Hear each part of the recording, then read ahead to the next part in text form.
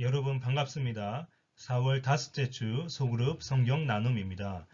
제목은 보이지 않으신 하나님, 본문은 신명기 4장 9절부터 14절까지입니다. 먼저 아이스 브레이크 하겠습니다. 여러분은 어떤 꽃을 좋아하시나요? 이번 다들 봄나들이 갔다 오셨을 텐데 그때 경험한 꽃 이야기를 중심으로 함께 나누어 주시면 좋겠습니다. 찬양입니다. 하나님은 너를 지키시는 자 아래 링크에 들어가셔서 구회원들과 함께 시청하며 찬양을 부르겠습니다. 네, 오늘 말씀은 보이지 않으시는 하나님 신명기 4장 9절부터 14절입니다.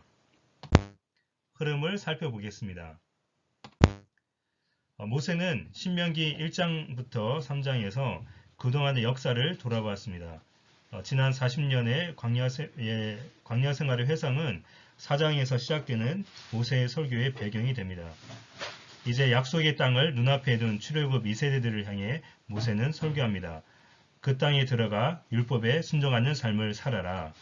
이러한 교훈을 위해 모세는 먼저 바알 부월의 사건을 언급합니다. 이 사건은 백성들이 모압 여자와 함께 바알 부월 우상을 섬김으로 하나님의 심판을 받은 이야기입니다. 이 심판을 먼저 언급하는 것은 율법의 순종이 얼마나 중요한지를 보여줍니다.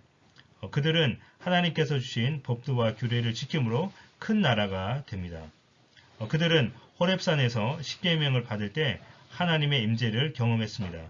하나님의 불을 보았고 우레소리를 들었습니다.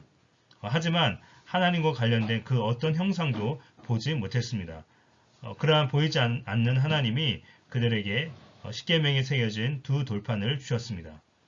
하나님을 형상을 만들어 섬기면 그 형상은 더 이상 하나님이 아니라 우상입니다. 하나님은 자신이 형상이 아니므로 우상을 숭배하지 말라고 명령하셨고 어길 시 엄중한 심판을 받습니다. 그리고 그들이 다시 돌이켜 하나님을 찾으면 회복의 은혜를 베풀어 주십니다.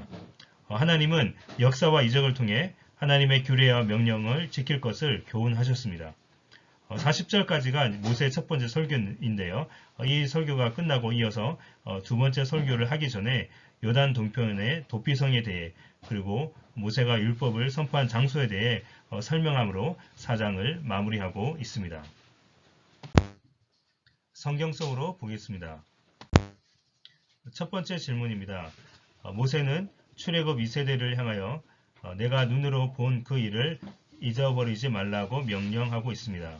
그 일이란 무엇을 가리킵니까? 모세는 출애굽 2세대들에게 내가 눈으로 본 그 일을 잊지 말라고 명령했는데 여기서 그 일이란 이스라엘 백성들이 그 호렙산에서 하나님 여호와 앞에 섰던 날을 가리킵니다. 그날은 이스라엘 백성들이 하나님의 임재를 경험하고 십계명이라는 이 말씀의 언약이 새겨진 두 돌판을 받은 날입니다. 생생한 하나님의 임재 속에서 십계명을 받았습니다. 모세는 하나님의 강력한 임재 속에 언약을 맺고 십계명을 받은 날을 잊지 말라고 하십니다. 두 번째 질문입니다. 호렙산 곧 시내산에서 하나님의 임재를 경험한 이들은 사실 출애굽 1세대이지 지금 청중인 2세대가 아닙니다. 그럼에도 모세는 그들이 그 자리에 있었던 것처럼 이야기하고 있습니다. 그 이유는 무엇일까요? 질문에 나오듯이 시내산에서 하나님의 임재를 경험한 사람들은 출애굽 1세대입니다. 지금 모세의 설교를 듣고 있는 2세대들은 그때 태어나지도 않았습니다. 하지만 그 사건은 그 당시 사람들만을 위한 것이 아니었습니다. 하나님께서는 이 일들을 너희 자녀들, 후손들에게도 알게 하라고 하셨습니다. 하나님은 그 당시 이스라엘 백성들 뿐만 아니라 오고 오는 후손들과도 언약을 맺으셨습니다. 그 언약이 유효한 것입니다. 모세는 이 사실을 생생하게 전달하기 위해 출애굽 2세대들을 그 자리에 있었던 것처럼 이야기하고 있습니다. 세 번째 질문입니다. 이스라엘이 힘써 지켜야 할 것은 우선 그들이 받은 율법 자체입니다. 그러나 모세는 또한 그들이 본 것을 기억하라고 합니다.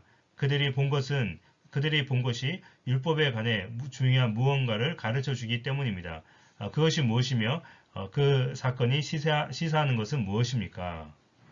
이스라엘 백성들이 시내산에서 본 것은 무엇입니까? 하나님의 강력한 임재입니다. 신령한 구름 속에서 하나님의 불이 임한 것을 보았고 우레소리와 신령한 나파 소리를 들었습니다. 그러나 그들은 형상은 보지 못했습니다.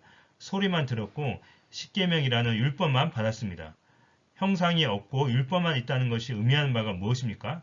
하나님을 섬기는 방식이 이방 신들과 다르다는 의미입니다. 여호와 하나님은 어떤 형상을 만들어 숭배하는 것을 너무나 싫어하십니다. 왜냐하면 하나님은 그 형상, 우상 안에 갇혀있는 분이 아니라 그러한 형상을 만드신 창조주이시기 때문입니다. 이스라엘 백성들은 이 점을 항상 기억해야 합니다. 삶을 향하여 보겠습니다. 눈에 보이는 것을 통해 순종하는 길, 그리고 순종을 통해 하나님을 경험하는 길은 어떻게 다릅니까? 나와 우리 교회가 순종을 통해 하나님을 경험하는 것이 어려운 이유는 무엇이며 그 어려움을 극복하기 위해 우리는 어떻게 해야 될까요?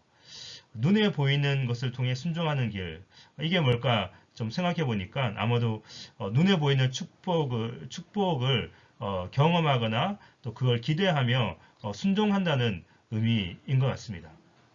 순종을 통해 또 하나님을 경험하는 길은 무엇입니까? 먼저 주신 말씀에 순종하고 그 결과로 하나님의 임재를 경험하는 것입니다. 순종이라고 하는 것은 무엇입니까? 보이지 않는 하나님에 대한 신뢰가 있어야 할 수 있습니다. 참 그렇기 때문에 쉽지 않을 수 있습니다. 우리 구역원들과 함께 참 이런 부분들을 함께 나누면서 이런 어려움들을 극복하기 위해 우리는 어떻게 해야 될지를 함께 나누어 주시길 바랍니다.